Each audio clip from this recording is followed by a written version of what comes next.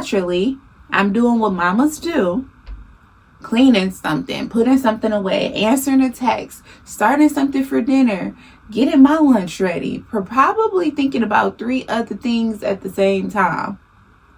And out of nowhere, my 4-year-old looks at me and says, "Mommy, you move really fast."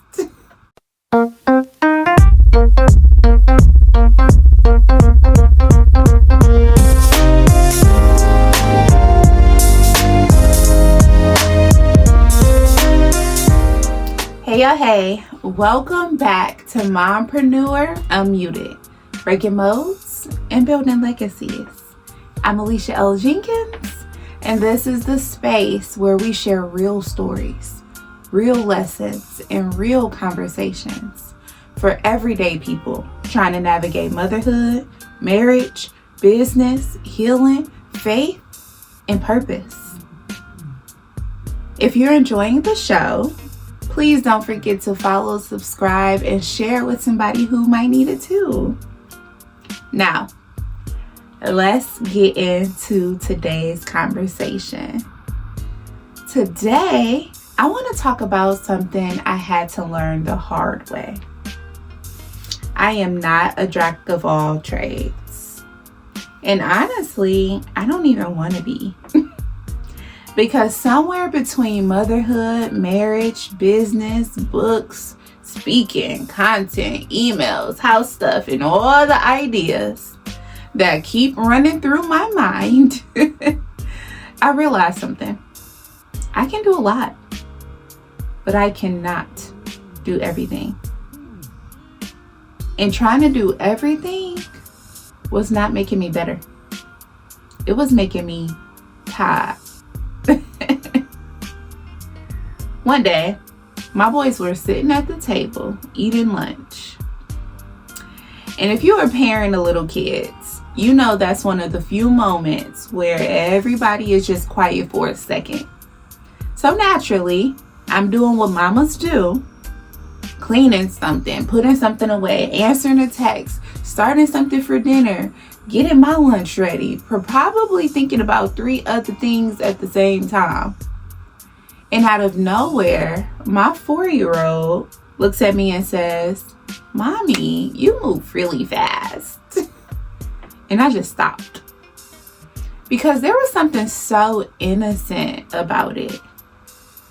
He wasn't complaining. He wasn't criticizing me. He was just making an observation. Mommy moves really fast. And honestly, he wasn't wrong. Because when your kids are sitting still for 10 minutes, we try to fit an hour worth of stuff into those 10 minutes. We start cleaning, responding, returning calls, switching laundry, making appointments, checking calendars, trying to squeeze every single drop of productivity out of every little pocket of quiet. And that's when I realized something. A lot of us are moving fast all the time. Not because we want to, but because we're trying to carry everything. And eventually, that's when the balls start dropping. You forgot to respond to somebody. You missed a text. You remember something at the absolute last minute.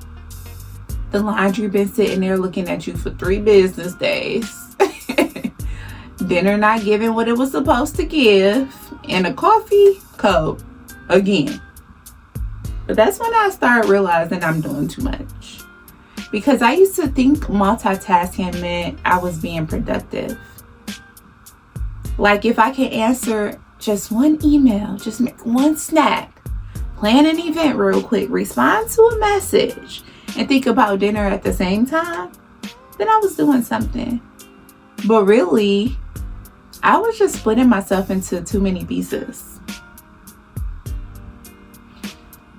One day, I sat down with my wall calendar, my color-coded, highlighted, sticker-filled planner, because you know I love a good plan.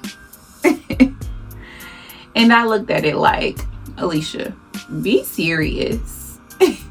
Every hour has something on it.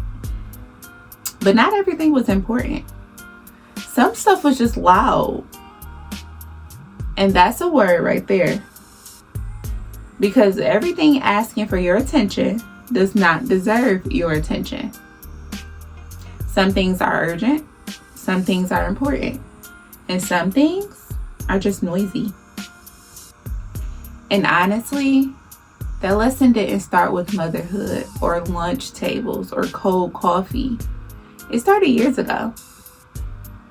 About 2.5 years ago, actually. Back when I was working in corporate. Back when life forced me to make a decision that changed everything. And looking back now, I realize that's probably where I first learned that trying to do everything comes at a cost. Because God really threw me into a decision. The market was all over the place and my job offered an optional buyout. I was there for 10 years. Basically, a buyout is they were offering money and some benefits to people who wanted to leave the company instead of just firing people. But here was the catch. They only gave us 5 days to decide. 5 days. And baby, that decision was hard. Because on one side, I had stability. I had a corporate job, a title, a check, benefits. And it all made sense on paper. But on the other side, I had this pull. This feeling that maybe it was time to stop trying to be everything in every space. Maybe it was time to stop trying to be everything to everybody. And focus on what God was calling me to do in that season. And that's scary. Because prioritizing sounds cute. Until you actually gotta let go of something. One thing I had to learn is this. Prioritizing is not quitting. It's being honest. It's saying, this matters, but it may not matter right now. Every good idea is not a right now idea. Every opportunity is not your assignment. Every open door is not your open door. And I'm still working on that one because I'm a creative. I can think of 10 new things before breakfast. But just because I can do something doesn't mean I'm supposed to do it today. I also learned that boundaries protect your bandwidth. And not just with other people, with yourself too. Sometimes I gotta tell myself no. No, Alicia, we are not starting another project this week. No, we are not staying up until 2 a.m. trying to finish something that can wait. No, we are not saying yes just because it sounds like a good opportunity. No, we cannot go to 5 different birthday parties in one weekend. Because I don't want to build a life where I'm busy but not present. I don't want to be successful on paper and exhausted in real life. So now I try my best to ask myself, what matters right now? Not forever, not 5 years from now, right now.